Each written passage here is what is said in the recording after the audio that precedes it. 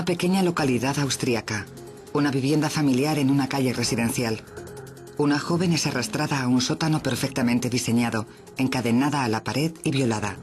Allí permaneció 24 años. Fui a ver este calabozo, esta prisión en una ocasión. La recorrí y me alegré mucho de poder salir de allí. En ese oscuro y sofocante espacio, Elisabeth Fritzl tuvo 7 hijos. Su torturador, su propio padre, Josef Fritzl. Si estuviera en mi mano decidir cuál sería el futuro de Josef, le arrojaría al mismo agujero en el que estuvo Elisabeth junto a sus hijos. Durante 2 décadas consiguió engañar a todo el mundo. Nadie en toda la calle sospechó nada en absoluto. Hasta hace unas semanas, cuando el sótano desveló sus secretos. Inteligente, un estratega, un criminal casi perfecto del peor tipo. Convirtió la casa familiar en la casa de los horrores. ¿Cómo lo hizo? ¿Cómo consiguió ocultarlo durante 24 años? El sótano de los horrores.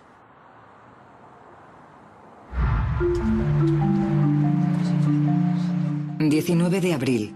sábado por la mañana en Amstetten, una pequeña localidad a 112 kilómetros de Viena. A las 7 de la mañana un hombre llama a la ambulancia local diciendo que una joven, Kerstin Fritzl, está gravemente enferma. Una ambulancia y personal sanitario se desplazan al número 40 de la calle Imstrasse, la calle de Josef Fritzl.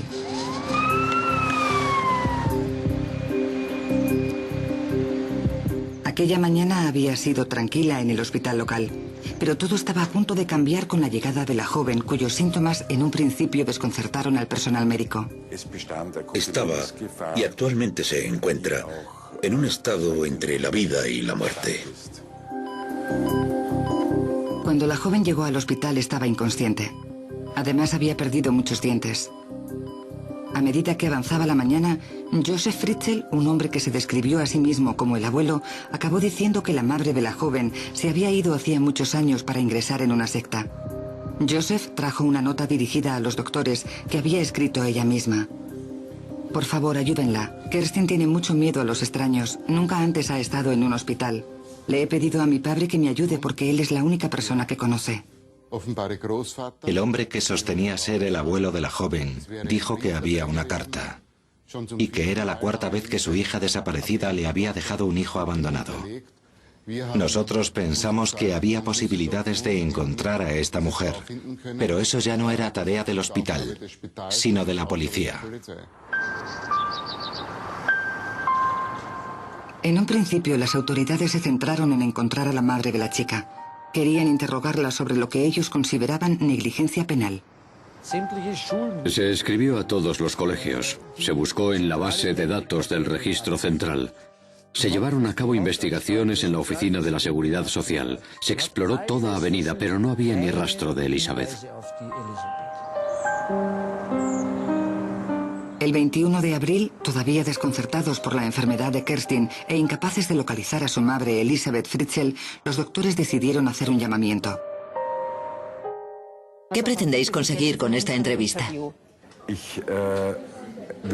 Nos gustaría que la madre se pusiera en contacto con nosotros.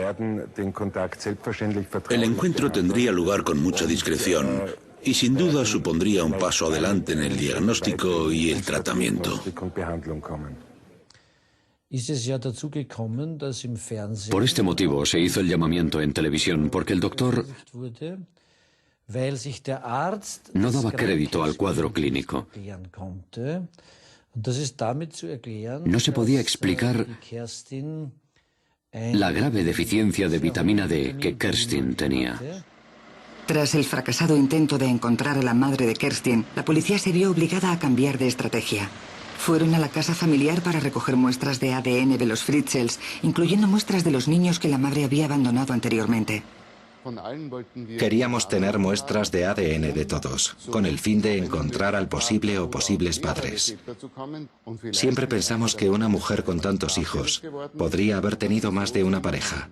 Una de ellas podía tener incluso antecedentes penales. El señor Fritzl no tenía tiempo para tomarse muestras de ADN y no hacía más que posponerlo, alegando que tenía mucho que hacer.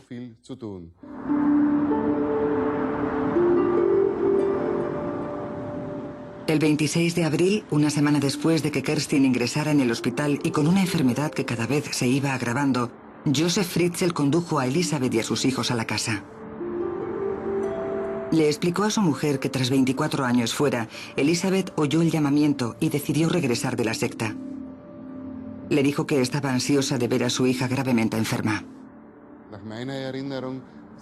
Si mal no recuerdo, llegaron a ir al hospital en un par de ocasiones, aprovechando que el doctor principal no estaba. Pasó el tiempo. Cuando volvieron después, la policía ya había oído que vendrían. Avisada, la policía estaba lista y a la espera. Querían interrogar a Elisabeth. El interrogatorio se centraría en esta mujer, en dónde había estado todo este tiempo y por qué había rechazado a sus hijos de esa forma. Pero no resultó nada fácil para la policía, ya que Elisabeth no estaba dispuesta a hablar. A medida que caía la noche, la verdad salió a relucir. Ella afirmaba que tenía una historia que contar, pero que solo lo haría a condición de no volver a ver a su padre. Lo que Elisabeth Fritzl tenía que decir conmocionaría al mundo. Tras asegurarle que así sería, a continuación, sin pausa alguna y en apenas 2 horas, relató los 24 años que había permanecido en el sótano. Aún tiemblo al recordarlo. Este primer detective se encontró ante una extraña imagen. Observó a esta mujer, su apariencia física. Y no quiero entrar mucho en detalles, pero solo con mirarla, podías creer que llevara encarcelada muchos, muchos años.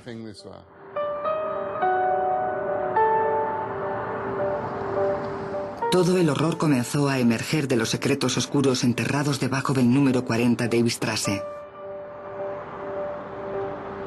Los 24 años de la vida subterránea de Elisabeth Fritzl apenas llenaban un par de hojas, pero su impacto sería devastador. Para mí fue toda una experiencia. Y más cuando el torturador me había llamado por teléfono 24 horas antes de que saliera a la luz el crimen. Y me hubiera agradecido efusivamente el haber puesto en marcha un equipo de intervención en situaciones de crisis para ayudar a la familia durante la semana que Kerstin estuvo en el hospital. Elisabeth le dijo a la policía que su propio padre la había encarcelado a los 18 años en un zulo construido especialmente para tal fin, que la había violado en repetidas ocasiones y que había dado a luz a 7 hijos. El 27 de abril, la policía acude a la casa de Josef Fritzl. La parte delantera de la casa da a una calle corriente, la trasera a unos frondosos jardines de las afueras, y sin duda todo el horror quedó expuesto.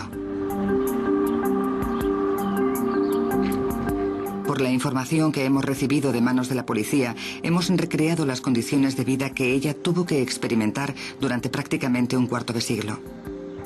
Fritzl había construido un búnker perfectamente oculto en el que encarcelar a su propia hija y a los hijos de esta.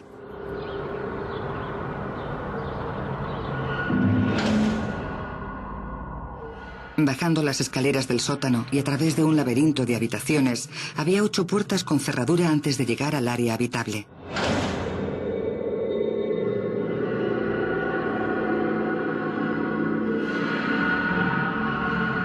La puerta final estaba oculta tras unas estanterías. No había luz natural y muy poca ventilación. Dentro del zulo había una cocina, un baño y un cuarto de estar. Y un poco más al fondo, 2 dormitorios. Fui a ver este calabozo, esta prisión en una ocasión. La recorrí y me alegré mucho de poder salir de allí. En esta habitación, donde los techos eran muy bajos, de alrededor de 1,80 m en el punto más alto, el ambiente era todo menos agradable. El hecho de vivir sin ventilación, además de la higiene personal, debía de mantener el nivel de humedad alto. Si todos nos sentáramos e intentáramos plasmar 30 años en varias líneas, o en un pequeño reportaje, o incluso en un documental largo, no lo lograríamos. Porque creo que la vida en esos 24 años debió de parecer como si hubiera durado 10 veces más de lo normal.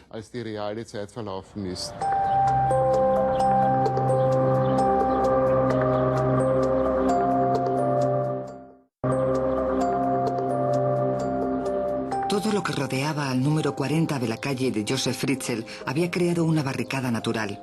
Sus vecinos más próximos estaban a 3 jardines. La vecina más cercana era una señora mayor que se había mudado a una residencia. A su lado vivía una pareja que pasaba semanas enteras en Viena. Y 3 casas más allá vivían Herbert y Regina Pence. Bueno, en lo que deberíamos fijarnos es en que aquí todos los jardines están abiertos.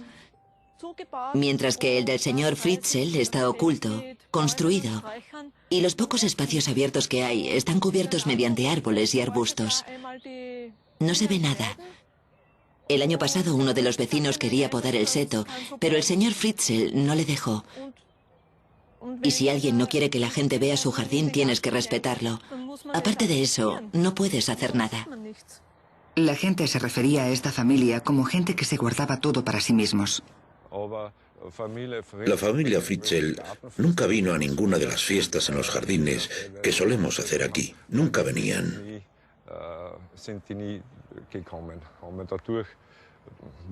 La gente dejó de invitarles porque todo el mundo sabía que los Fritzl nunca irían a ninguna fiesta.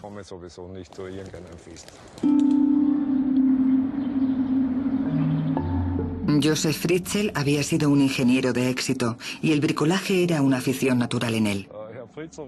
El señor Fritzl siempre había sido muy trabajador. A menudo oíamos el ruido de la hormigonera. Creo que el señor Fritzl hacía él solo todo el trabajo de construcción. Nosotros pensábamos que estaba haciendo una habitación más para alquilarla o algo así. Según la policía, Fritzl proyectó durante años todo un complejo subterráneo con el fin de encarcelar a su hija. Su tapadera, que estaba ampliando la casa familiar para alojar a inquilinos.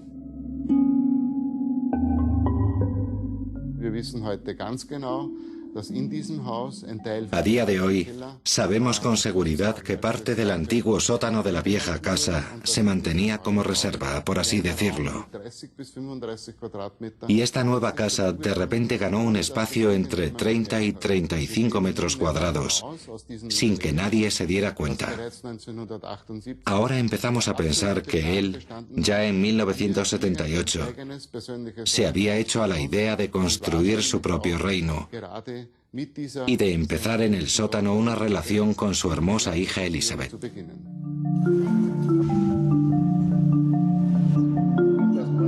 Josef Fritzl tenía antecedentes por abuso sexual con violencia.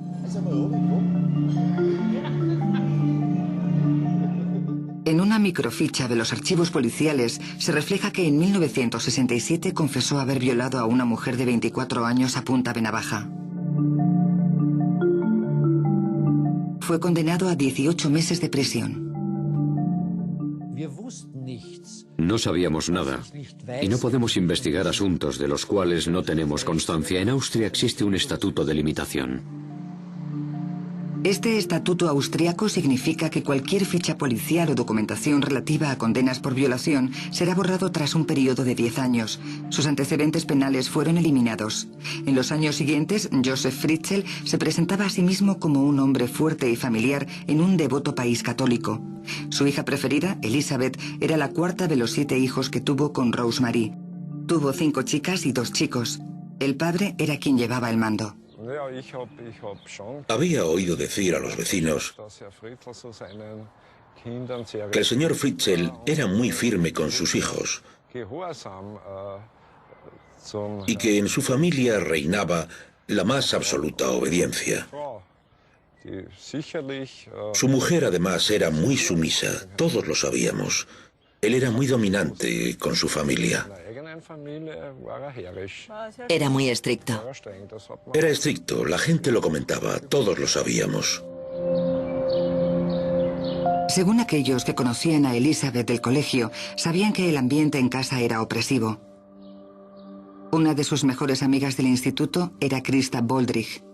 Ella sostiene que era una adolescente reservada a la hora de hablar de su vida fuera de clase. Me daba la impresión de que se sentía más cómoda en el colegio que en su propia casa. Y muchas veces, cuando teníamos que volver a casa del colegio, se quedaba callada. Nos pasaba a las dos lo mismo. Cada vez se producía más silencio. Andreas Krusik fue el primer novio serio de Elizabeth.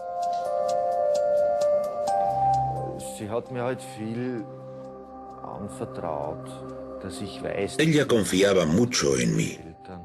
Yo sabía que sus padres la presionaban mucho, que se fue de casa con 14 o 15 años y que tenía buena relación con alguno de sus hermanos. Tenía una hermana en quien confiaba bastante y solía estar a menudo con ella.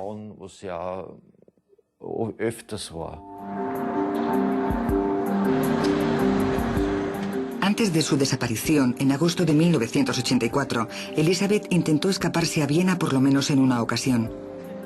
Elizabeth le dijo a la policía que los abusos de su padre empezaron cuando ella tan solo tenía 11 años, pero que siempre lo había mantenido en secreto.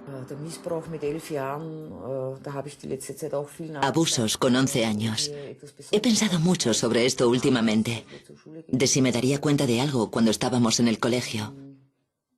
Ahora me resulta más fácil comprender por qué no hablaba de chicos ni de sexo. Ahora, echando la vista atrás, entiendo por qué no hablaba sobre ciertos temas o por qué se mostraba distante y callada. Pero entonces no reparamos en ello. Uno piensa que simplemente estaba teniendo un mal día. Fritzl les dijo a los investigadores que la decisión de encarcelar a su hija era para rescatarla de lo que él describía como personas de moral cuestionable, y que desde que empezara la pubertad, Elizabeth había dejado de obedecer sus normas.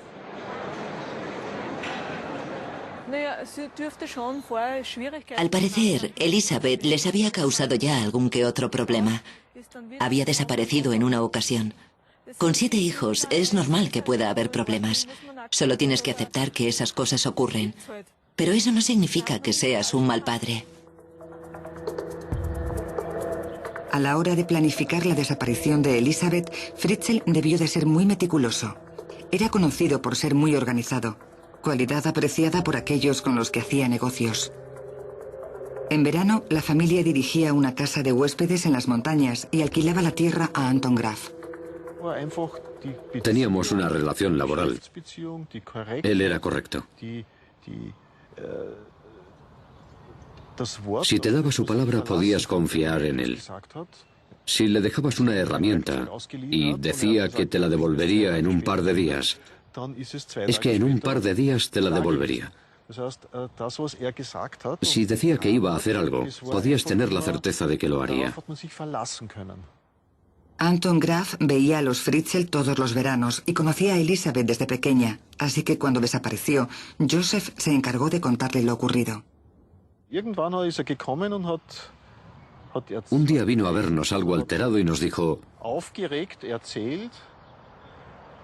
Lizzie no va a volver a casa. Se ha ido a una secta y ha desaparecido.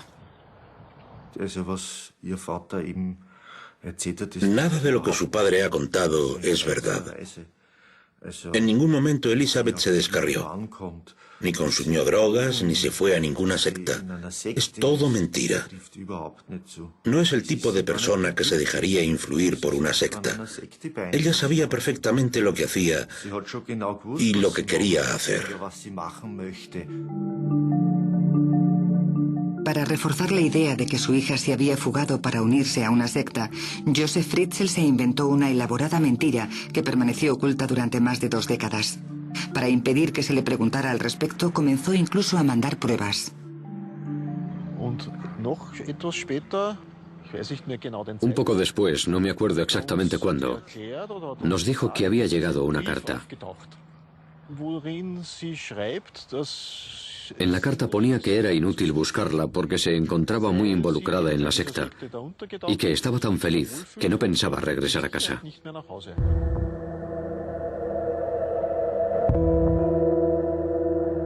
Elizabeth estuvo desaparecida durante 24 años. Desde su liberación, Elizabeth le había dicho a la policía que su padre la había drogado y que la había arrastrado hasta el sótano donde la había atado a la pared. Los primeros 4 años de encarcelación estuvo sola. De acuerdo con su propia declaración, el único visitante que tenía era su captor, que la violaba cada pocos días. Parece que la maraña de mentiras del padre había funcionado. Nadie inició la búsqueda de Elizabeth, ni su madre, ni sus amigos, ni siquiera la policía.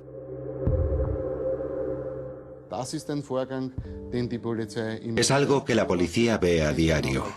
Y como todos sabemos, tarde o temprano los hijos abandonan el hogar familiar. Luego llegó su 19º cumpleaños. Y la policía austríaca no está autorizada a buscar a personas desaparecidas mayores de 19 años. Porque de esta edad en adelante, todo ciudadano austríaco puede ir a cualquier parte del mundo que desee. Éramos una pareja, nos escribíamos, nos veíamos, pero de repente se perdió el contacto. Cuando me enteré de la noticia comprendí que se había acabado y no volví a saber de ella. Elizabeth Fritzl había desaparecido. Nadie se dio cuenta de la cantidad de pruebas que la podían haber salvado.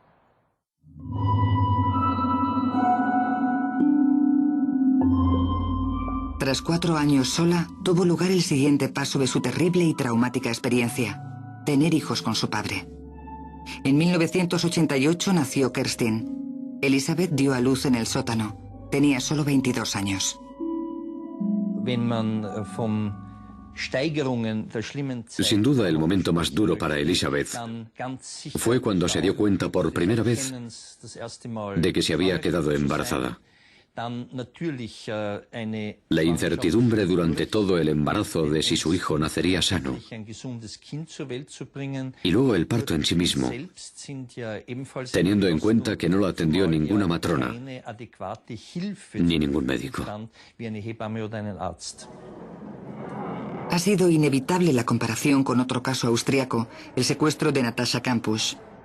Desde los 10 años de edad estuvo encerrada en un zulo 8 años hasta que pudo escapar. Como ella, Elizabeth tenía que haber llegado a un acuerdo con su torturador para lograr sobrevivir. Desde que la hicieron prisionera con 18 años y la encarcelaran, ha debido de pasar muchísimo miedo. La cuestión es: ¿cómo ha sido capaz de hacer frente a ese miedo? ¿Y cuándo perdió toda esperanza? Porque eso es algo que tuvo que ocurrir en algún momento. Esto derivó en lo que se conoce como síndrome de Estocolmo, que es cuando la víctima se resigna al abuso. Escapar de un zulo habiendo 8 puertas con cerrojos siempre habría sido una tarea difícil, pero al estar embarazada es como si simplemente se hubiera rendido. Se produjo un cambio. Ella misma había mantenido que antes incluso de ser encarcelada, ya había sufrido abusos por parte de su padre. Y tras su secuestro, tuvo que soportar de algún modo una brutal violencia física, que con el tiempo se había ido atenuando. En total, Elizabeth tuvo 7 hijos de su padre. Michael murió al poco de nacer y su cuerpo fue incinerado por Fritzl en su propia casa. Los otros 3, Félix, que ahora tiene 5, Stefan, que tiene 18, y Kerstin, de 19, vivieron en cautiverio junto a su madre. Fritzl decidió llevarse a los 3 hijos medianos, Alexander de 12, Mónica de 14 y Lisa de 15 a la parte de arriba, para que pudieran disfrutar de una vida en libertad.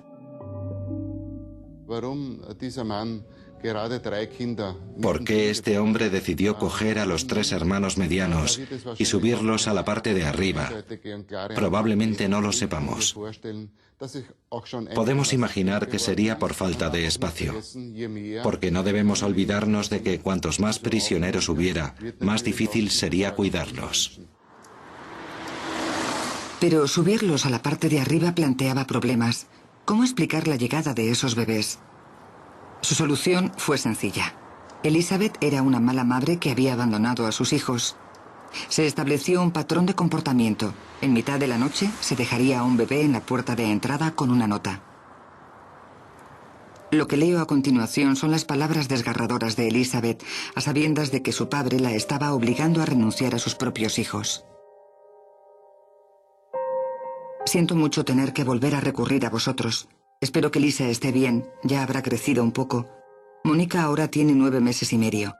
Le he dado el pecho hasta los 7 meses y medio. Ahora come prácticamente de todo, pero sin duda lo que más le gusta es el biberón. El agujero de la tetina del biberón tiene que ser un poco más grande.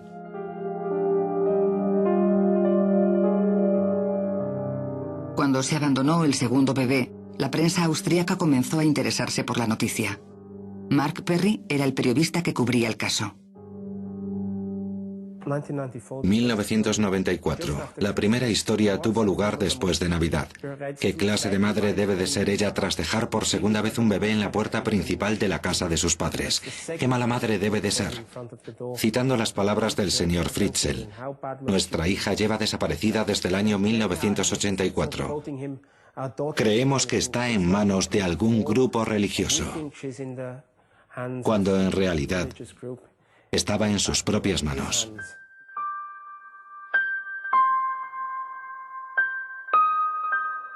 Incluso los servicios sociales creyeron la historia de Fritzl. De haber sido tal y como la gente lo asumió, y como el padre mantenía,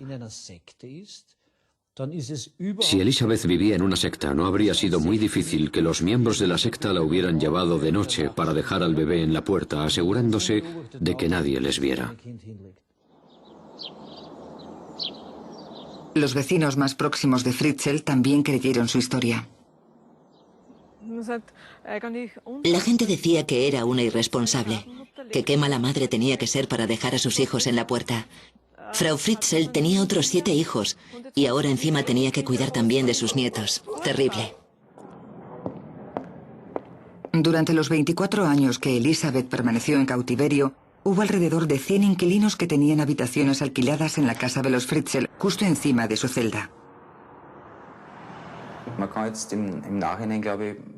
Si piensas en el pasado, siempre puedes decir que oías golpes como de gente llamando a la puerta.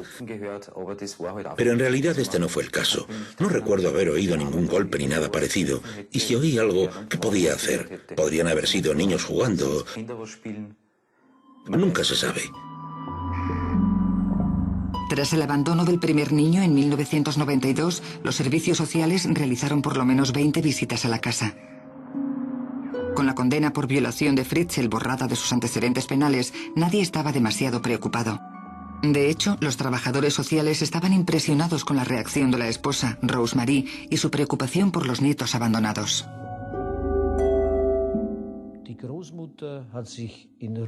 La abuela se ocupaba con tierno cuidado de los niños Lisa, Mónica y Alexander. Los 3 niños han sido bien educados. Les va bien en el colegio, están integrados en la comunidad. Y las observaciones de la abuela en las calificaciones sugerían que el ambiente era de lo más normal.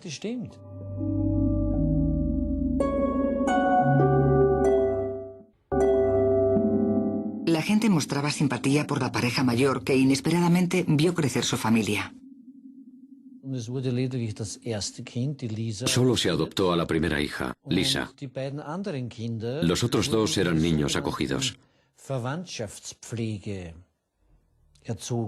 Decidieron hacerlo así porque el Estado no da ninguna subvención a los niños adoptados, pero en casos de acogida, según las edades de los niños en cuestión, la ayuda económica por niño oscila entre los 397 y los 410 euros al mes.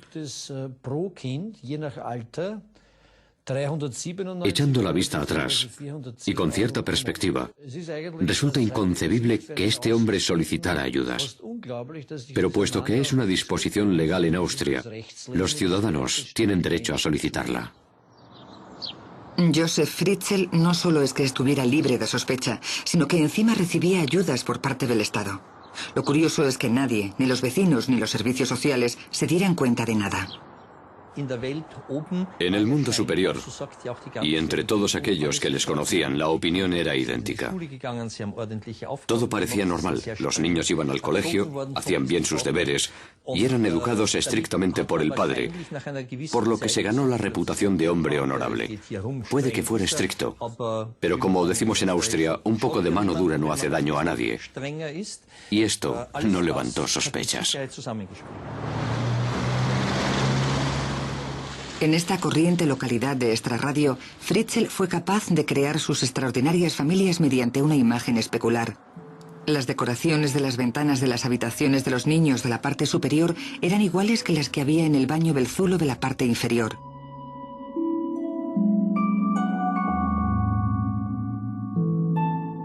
Según cuentan, se aseguraba de celebrar tanto los cumpleaños como las navidades con ambas familias.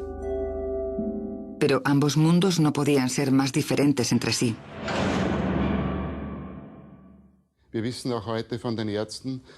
Gracias a los médicos sabemos que aquellos que han estado encarcelados hacen cosas a un ritmo distinto.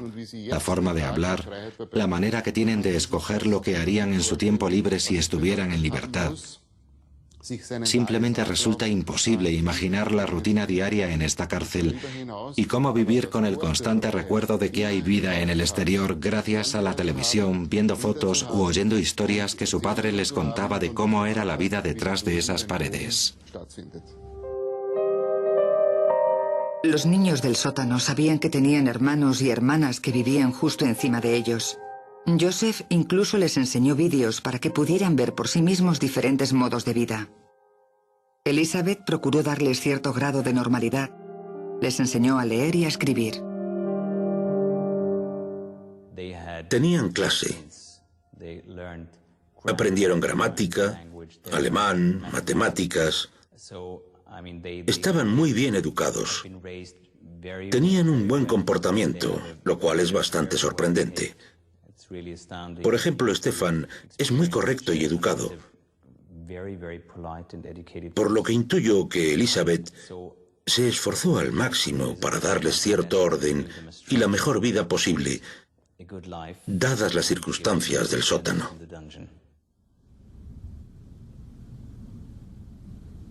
Imágenes recientes de Fritzl de vacaciones en Tailandia sugieren que no tenía ninguna preocupación y que tenía un voraz apetito sexual.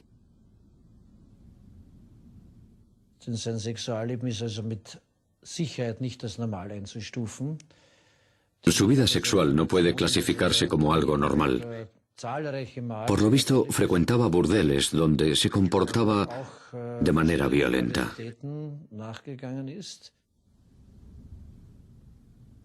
Sus ausencias de varias semanas cuando se iba de vacaciones han levantado la sospecha de que contaba con la ayuda de un cómplice que cuidara de su familia. La policía, en cambio, cree que era tan organizado que no habría sido necesario. Por las pruebas que tenemos, sabemos que esta prisión tenía un área habitable muy limitada, pero que estaba equipada con todo lo necesario para mantenerlos con vida. Por ejemplo, grandes cantidades de comida en la nevera y congelador. El poder lavar la ropa, ya que contaban con una lavadora. También tenían un hornillo eléctrico donde poder preparar la comida.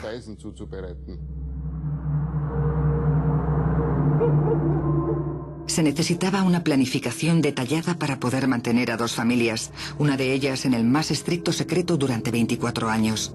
Con 4 prisioneros abajo a los que vestir y alimentar, Fritzl solía ir a hacer la compra a las afueras de Amsterdam para no levantar sospechas en la localidad sobre la compra de determinados productos. Las provisiones las llevaba de noche al sótano. Y al parecer durante todo este tiempo, su mujer, Rosemary, era ajena a todo lo que su marido hacía. La desaparición de su hija, la llegada de los bebés a su puerta, la ausencia de su marido durante largos periodos de tiempo. Al parecer, nada de esto logró alarmarla. No entiendo por qué no aprovechó la oportunidad en algún momento, como por ejemplo cuando se ausentaba durante 4 semanas, de actuar y decir, esta es mi hija y quiero averiguar dónde está. ¿Por qué me dejó hasta 3 bebés en la puerta de mi casa? No tomó medidas al respecto. No puedo entender la reacción de la madre ni de las autoridades. Rosemary, la abuela cariñosa, representaba la imagen de la familia perfecta. Si Rosemary Fritzl no hubiera mantenido a la familia tan unida durante tanto tiempo, quizás se hubiera desvelado antes. Pero ella intentaba proyectar la imagen de una familia idílica. Vemos a unos hijos encantadores a los cuales unos perfectos abuelos han acogido para darles el cariño que su madre no les ha dado. De modo que inconscientemente se convirtió en cómplice de un tirano. Pero ella no tenía culpa de nada. Lo único que hizo fue dar a sus supuestos nietos, que habían sido abandonados, una feliz infancia. Hasta el momento, la policía considera que Rosemary es un sujeto que no debe ser interrogado. Actualmente se encuentra en un hospital psiquiátrico junto a su hija y sus nietos. Están recibiendo terapia familiar. Hasta ahora no hay ningún sospechoso. Basándonos en nuestras investigaciones, no tenemos motivos para sospechar de nadie más.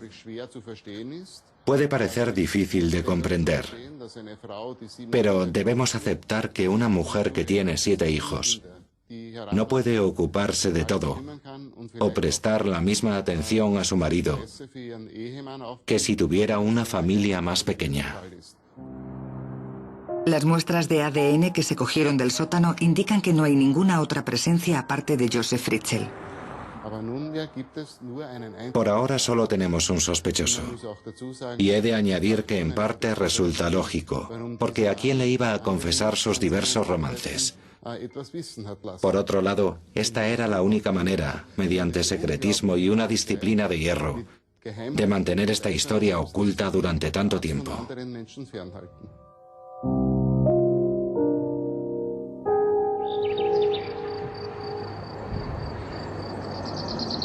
La familia se encuentra reunida en un hospital psiquiátrico a las afueras de Amsterdam. Juntos y con la abuela están empezando un largo proceso de recuperación de tan espantoso pasado. Resulta increíble ver a la familia, porque se comportan como una familia normal. Se han dicho muchas cosas que no son ciertas. Y es que, en primer lugar, los niños hablan alemán como cualquier otro. Se comunican como todo el mundo. Andan como los demás. Y en cuanto a Elizabeth, es una mujer de apariencia normal, una persona muy atractiva. Cuando la ves y la conoces, sabes que lo más importante para ella en este momento es que tiene la sensación de que sus hijos están felices y cómodos, y ese es el mejor alivio para una madre. Desde que Elizabeth fuera encarcelada hace 24 años, las cosas han cambiado mucho, pero ella recuerda conocimientos básicos de la vida. Digamos que Elizabeth ha vuelto a un mundo que ya conocía y recuerda. Además, lo ha podido ver en la televisión.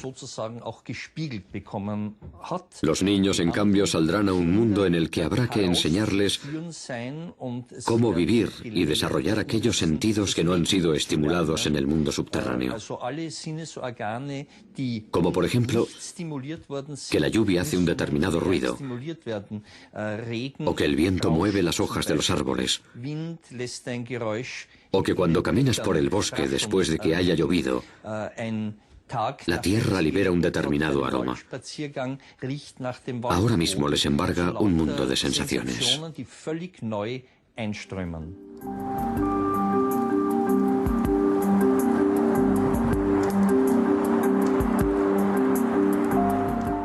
Hace unos días llovió y Félix dijo que quería ver llover por primera vez, porque nunca antes lo había experimentado. Y cuando oyes ese tipo de cosas, te das cuenta de que es verdad, de que nunca lo han visto, y es que aún les quedan muchas cosas por experimentar. Pero aún no es posible llevar una vida normal. El interés internacional que los miembros de la familia suscitan es tal que no pueden abandonar el hospital donde se están recuperando. Se rumorea que la primera foto juntos está valorada en 634.000 euros, por lo que podemos decir que aún siguen encarcelados. No pueden salir porque el exterior está siempre lleno de paparazzi que quieren sacar fotos, lo cual les devuelve la sensación de encierro.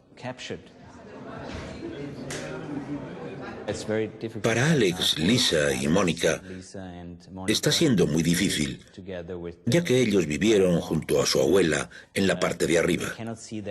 No pueden ver a sus amigos, no pueden ver a sus compañeros de clase, no pueden ir al colegio.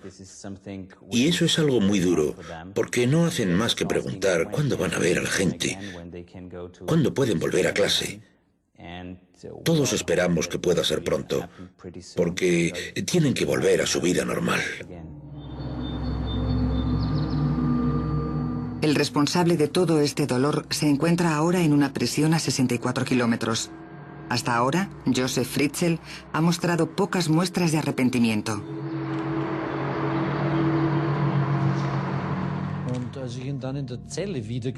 Cuando le vi en la celda le pregunté, ¿es usted el señor Fritzl? Me siento consternado.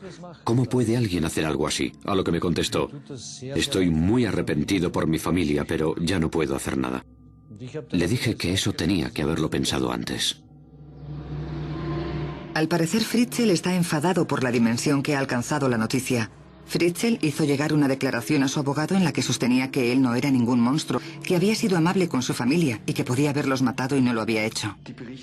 La cobertura de la noticia por parte de los medios ha sido exagerada, por lo que mi trabajo consiste en desmentir que sea un monstruo. Demostrar ante el juez que se trata de un ser humano y no de un monstruo. Con Fritzl en prisión, la pregunta que surge es ¿quién tiene la culpa? En Amstetten, las autoridades locales han sido acusadas de cometer errores, acusación que ellos mismos se empeñan en negar. El señor Fritzl era un patriarca muy autoritario y había ciertas zonas de su casa reservadas solo para él. Pero ¿cómo íbamos a sospechar que había una segunda familia abajo? ¿A quién se le podía pasar por la cabeza? Ni siquiera a los antiguos inquilinos de la casa que están prestando declaración. Es fácil ser prudente una vez que ya ha pasado todo. Pero sí se ha reconocido un error, el Estatuto de Limitación. La condena de Fritzl por violación fue borrada tras un periodo de 10 años. Si se hubiera conservado esa acusación, quizás se hubiera investigado más a fondo. El Parlamento austríaco está modificando la legislación. Austria está en mitad de un periodo de recuperación. Primero el caso de Natascha Kampusch y ahora este. 2 secuestros y 2 sótanos secretos. Somos un país muy particular en cuanto a la protección de datos. Tendemos a mirar hacia otro lado cuando un niño recibe un bofetón, en lugar de ser valientes y decir: ¿pero en qué demonios estás pensando? ¿Qué narices haces? Respetamos tanto la privacidad que no llamamos a la policía para acusar a nadie. Cada uno es muy libre de hacer lo que quiera. En Austria hay un dicho que dice: no te metas en asuntos ajenos.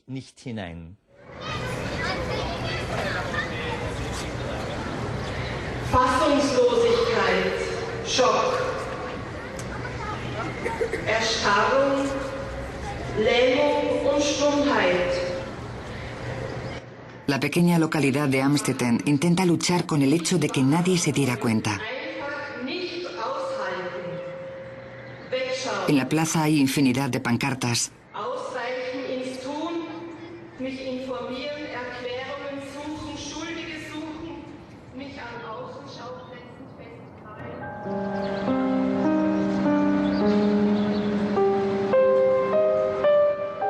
Era una emanación de sentimientos por parte de la gente que buscaba respuestas a lo acontecido en la familia Fritzl.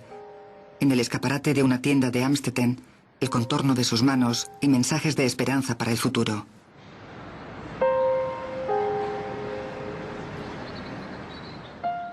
Me gusta el sol y el aire fresco. Quiero correr por un prado. Quiero libertad y fortaleza. Maltratador, padre, abuelo. El fiscal aún tiene que decidir si Josef Fritzl será procesado o no este año.